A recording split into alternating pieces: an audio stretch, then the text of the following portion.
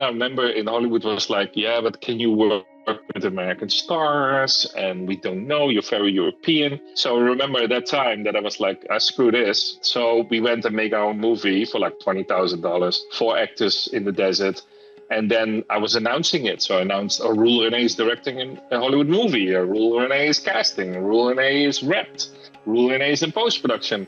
And then I was an American director, even it was a $20,000 Four Actors in the Desert movie. And then the first thing we did, we cut a trailer. And with the trailer, it was really cool. I went to producers, and then I got a producer giving me $300,000 to do a Lance Henriksen movie. So we did that. We were shooting 2 months later. And then from that, I cut a trailer, and I got my first Sony studio movie for like $9 million. So we made this movie called Pistol Whip. And from that moment, I didn't stop directing. Welcome to the Heart of Show Business. I am your host, Alexia Melocchi.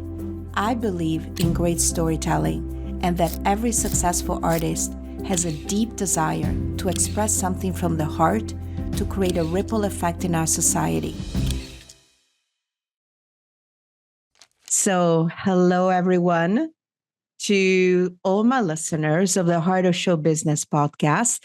I am coming on here all frazzled and all frazzled, which I usually am not. Recording right a few days before the famous American film market, which is one of the biggest film conventions in the world. It takes place in Los Angeles this way. And I just happen to have here, just because we're talking about independent film and making things happen no matter what, if you got a great story to tell, with the wonderful Roel Reiné. That is the way I like to call him. He is a very, very prolific European director who has done so many films. You're going to have to look him up on IMDb, and because I'm not going to name them all, that's just not going to happen. But I love the way that he directs. He's done films for Netflix. He's done series like the George Washington series. He's done the Scorpion King tour, to name a few. He just shot a film in Malta with Aaron Eckhart. He does it all. And I love also that he's his own cinematographer. So we'll talk about that. And we'll talk about also the way that he approaches independent film and the new way that directors, it's really not a new way, but I think it's the best way where directors get attached to projects that they really believe in and they become a little bit more proactive in the process. Because if we give the control away to the powers that be, then nothing ever happens. Right, Roel? Yes, that's true. That's true. You have to, you're your own producer, and you need to move things forward. Otherwise, you're gonna be waiting forever. Yeah. It's so great to have you here. And I just wanted to go back a little bit into your origin story, because of course, what got you the bug of wanting to be a director? Why did you choose to be a director? Of course, you're also a producer, but where is the focus on that? Tell me a little bit about that. Yeah, no, I was 11 when I saw Blade Runner. And I then understood that you kind of, as a director, build worlds. And so I wanted to build worlds and be a director. So from that moment on, everything that I did was learning myself, directing stuff when I was very young, and then get myself bluffing into the industry, telling that I could do it. And then I had to prove to do it. So, and I was very young doing all these things. And I was 22 when I was already starting directing TV series in the Netherlands. I'm from the Netherlands. And I was 26, I had my own production company. And I was 28 directing my first feature, which was then picked up by Warner Brothers in Europe and Lionsgate in America. And so that was kind of my ticket into Hollywood. Wow. And how did you convince them? I want to know, because obviously, like you said, how does one get that first shot? Because, was there something specific that you did? In the Netherlands, what I did, I started directing TV. So I did TV movies and TV action series, but also did a lot of reality shows and pop concerts and multi-camera. But my first movie, I convinced everybody to do it because I put a second mortgage on my home and was one of the financiers. And so I went to some millionaire friends of mine and said, hey, can you put 100,000 euros into this movie? And because I did 50,000 euros, and I believe in this, so that's kind of how I did my first movie. When I came to America, my first American movie was even lower budget. It was like no budget, and we shot with like 4 people, 4 actors in the desert. And but I bluffed myself, I was, because I remember coming to Hollywood and I had a lot of meetings and I had 2 movies on my belt, and I had a golden calf for my first movie, what is kind of the Dutch Oscar for best director, the youngest ever getting this thing. So it opened the door. But then I remember in Hollywood was like, yeah, but can you work with American stars? And we don't know, you're very European. So remember at that time that I was like, screw this. So we went and make our own movie for like $20,000, 4 actors in the desert. And then I was announcing it. So I announced, Roel Reiné is directing a Hollywood movie. Roel Reiné is casting. Roel Reiné is repped. Roel Reiné is in post-production. And then I was an American director, even it was a $20,000, 4 actors in the desert movie. And then the first thing we did, we cut a trailer. And with the trailer, it was really cool. I went to producers, and then I got a producer giving me $300,000 to do a Lance Henriksen movie. And so we did that. We were shooting 2 months later. And then from that, I got a trailer, and I got my first Sony studio movie for like $9 million. We made this movie called Pistol Whipped. And then there it goes, And from that moment, I didn't stop directing. Wow. What a great story. And you know what? It really goes to show what I always say to everybody, which is put your money where your mouth is. I mean, if you want to be able to tell somebody to invest in you, you have to first invest in yourself as well, because nobody else will do it for you. And you have to show that you believe in yourself enough, and you can prove that you can do that for a price. Yes. And that's the way to do it. Obviously, ideally, it would be great if everybody writes us checks, but we know that's not the case. But I love how you sold yourself, and and you went out to your friends and everything. What I also know, and by the way, we're not going to say too much about it, but Roel and I are going to be working together on a film. We're not going to say which one it is, but, and I'm so happy and impressed, because another thing that I did say, because like you said, with the trailer that you shot, he showed up at the meeting with a full presentation of how he sees directing the film. And what thing that obviously was a standout thing is that he said something about, scripts and the speed of getting us to the juice of the story. Do you want to elaborate on that? Because I thought that was brilliant. Tell me more, because I told so many things. What was exactly what you mean? You were saying that, certain like powers that be, are telling you, are showing you a script where it takes like 30 pages to get to the main point of the story, where the hero goes on a journey, and you're like, why do we need to wait 20 minutes to do that? Can we do that? Yeah. Yes. Yeah. Yes. Yeah, because, I remember that I was doing a lot of studio movies like 10, 15 years ago. And I remember with one studio, they love first act, like a first act, like Sid Field tells us we need like 25 pages to the first act. But for me, you when you make a genre movie or when you make a commercial product, you need to have a first act where there's only 3 scenes, right? There's like one scene that tells you who's our main character and what is his goal in life. Second scene is what is the opposition and what is the villain or what is the problem.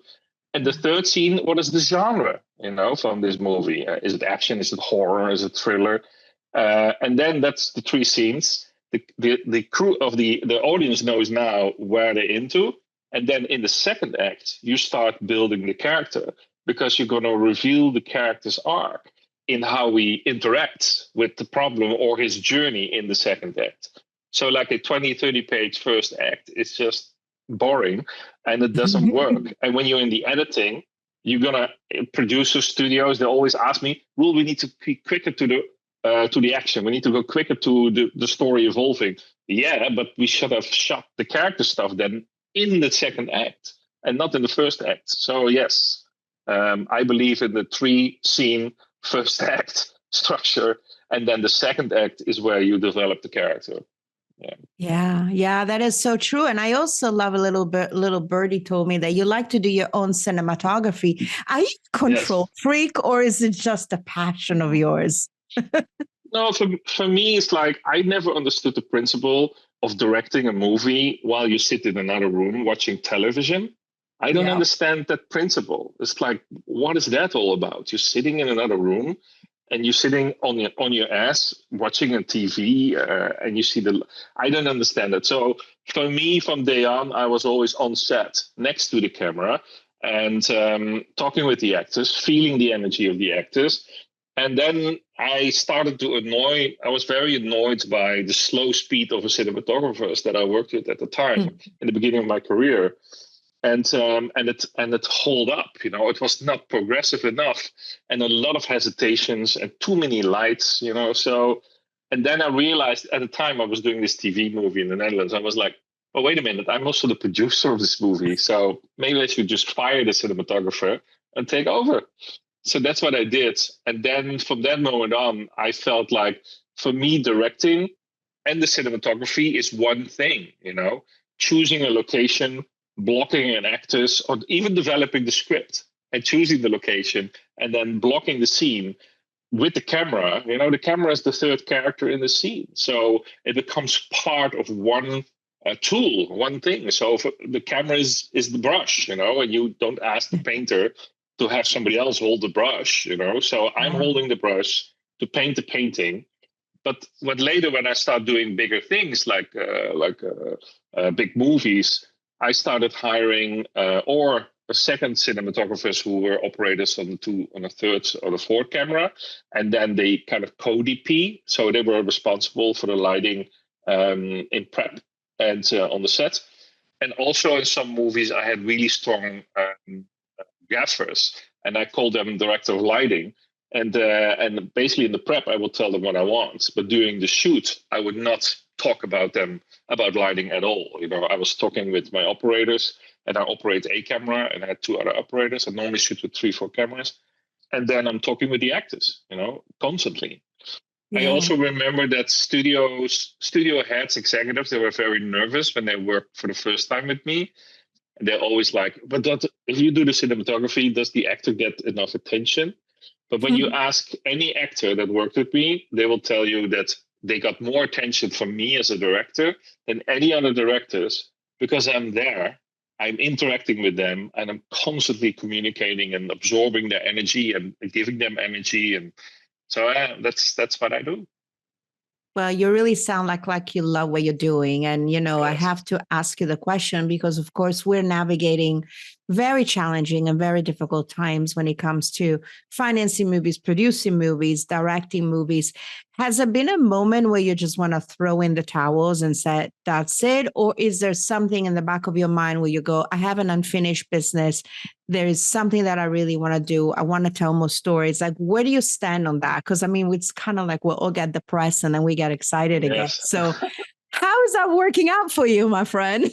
Yeah, no, the thing, of course, I get depressed, when you work on a movie for a long time and then it doesn't happen. That's frustrating. But the good thing is that I'm working on many, many projects. It's a huge list. The list is hanging here on my wall.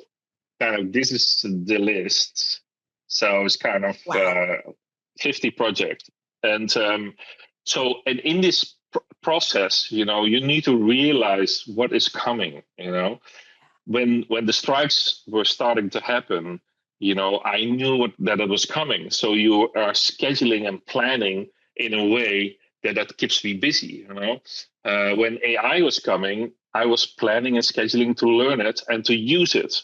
And so I'm now one of the first one embracing it and doing a lot of AI projects right now.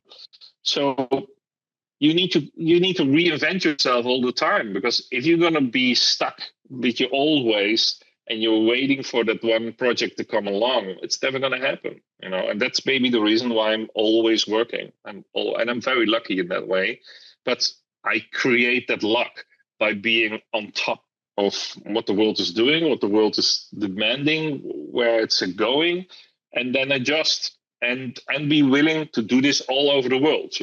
If I was stuck in Hollywood, then it would be different. But like you know, we are also very European minded. So Yeah. we are everywhere, and that's how you keep working. And I hope to keep working till I drop dead. You know. Oh, I love that. You'll be here for a long time. And you know what? I love what you just said. And people say to me, like, how can you be attached to so many projects? You know, do you have the bandwidth? But the thing is, I get very excited about storytelling and possibility, number one. And number two, just like you, I think I will be very bored working on just one single film day in and day out because we know it changes all the time. You think you're fully financed and then something happens and everything falls apart. And then what do you do with yourself? So Ridley Scott. I mean, I was like, every once in a while, I go on, Variety Insight or whatever it's called, Illuminated, and I'm like, oh, he's got like 60 projects, and some of them are with big stars, and they still haven't happened, and so it makes me feel good because if Ridley is stuck sometimes, then it's okay for you and I to be stuck or waiting for something special to come along. Now, obviously, we want to be ahead and we want to know what the market wants and what the market needs. I know you showed me you're doing an animated movie, which you've never done with the help of AI. I don't know if you want to tell me anything about that because, maybe you don't, but I'm curious. Yeah, What are people it's still thinking? very secret, but officially, yes. I always wanted to do like a big and Moana kind of movie. It was always kind of my big wish. I love those movies, but it was never in the charts. I don't think I would ever be hired by Pixar to do one of their movies. So when AI started to come, and it became really good, I went back to Europe and pitched this animation movie for this theme park. And then we got it. We got the money, and we're going to make this movie. And it's like a full animation AI movie, and it's so much fun. But for me also, it is, again, you talked about opportunities and understanding the market. For Yeah. example, a year ago, I went to the sales agent and I said to and this was in the middle of nothing happens, right? And I said to the sales agent, okay, if we do a movie with no stars, no actors, and no questions asked, I'm just going to make this movie. What kind of money can you give me? And I want to be a full partner. So the sales agent said, oh, yeah, $350,000. That is the max. And then I asked them, so what do you want? What is the genre? What do you want? And they said, we want a movie where a bear attacks a town. I said, okay. And then 6 weeks later, we had a script. We were shooting in Bulgaria a bear movie called Savage Hunt. And we shot with a real bear, and the bear shoots with visual effects. And this movie is now on the market, is doing really well. It's selling all over the world. So it's also kind of daring to do what the market asks for, instead of me, an artistic director, wants to tell this really important story that nobody's really waiting for to see. Exactly. And you know what? Also, that the technology and everything has changed so fast. And I think a lot of the times why many of the big studio producers sometimes are getting stuck is exactly in that. They're getting stuck with the games. Oh, you have to have Brad Pitt in the film or nothing is going to happen. And then they're waiting years and years, and then they're not budging on budgets and not budging on speed of filmmaking. And I love what you and I discussed, because we're like, okay, what will it take you to shoot this movie? It's like, I can do it for this much, and we can shoot it in Italy, and we can do this. And, I'll go with my drones, and I'll put together Yes. my drones and my camera gear, and then we'll go and film like B-roll stuff like we're doing. And I love that. It was so exciting. And honestly, I know you're super busy, and obviously I'm hoping that the film that you and I want to do together will be somehow happening sooner than later. And if you have another movie, of course, we'll wait for you, because I know you shoot fast. So I'm not too worried. You're not going to be stuck for 2 years on something. Yeah. No. So I don't have to wait for you for 2 years. The last movie that you just did, that's when you came out to me, because my Russian buyers, had bought it. I didn't know about it, but I guess I found out later. They like sometimes to do business without me. What can you do? How is it going? I mean, do you want to talk about it? Are you happy? No, that's the bear movie. Yeah. That's what the Russian buyers did. I did another movie in between. So I just finished another movie called Love, Hunt, Hate, Kill that we shot in the desert in Palm Springs. But it was a lot of that's fun. what you showed me. Yeah. Yeah. And but also I just came back from Malta 3 weeks ago, and That's the one. I shot another TV series there called Battle of the Beast. So it's kind of, yeah, you need to be busy. Keep yourself busy. And while I'm doing still the big projects, because I'm attached to some big movies with some big stars already attached. But those have, well, you told it already, what you just said, they have a long period of time. You need a second name to attach, because one name is not enough. You need now two names, sometimes three names. And then you make an offer, and it takes 2 months to get the results, and then it's a pass, and then you have to go make a new offer to a new actor, and then the market has changed, so the stars are not that hot anymore. It's now different. So it's like that game. I play the game. I have like 5 or 6 of these high-end projects, and but while we wait and play the game, I'm shooting other things, and I'm ready to shoot another one in January. So yes. Yeah, that It never sounds like stops. the perfect title for this episode is Playing the Game. And it's so true. I went to the whole Q&A for the Formula One movie with Jerry Bruckheimer and Brad Pitt. And it was very interesting because even Jerry Bruckheimer had to wait 2 years to get Formula One to allow them to go and film and give them their blessing. And it's Jerry freaking Bruckheimer.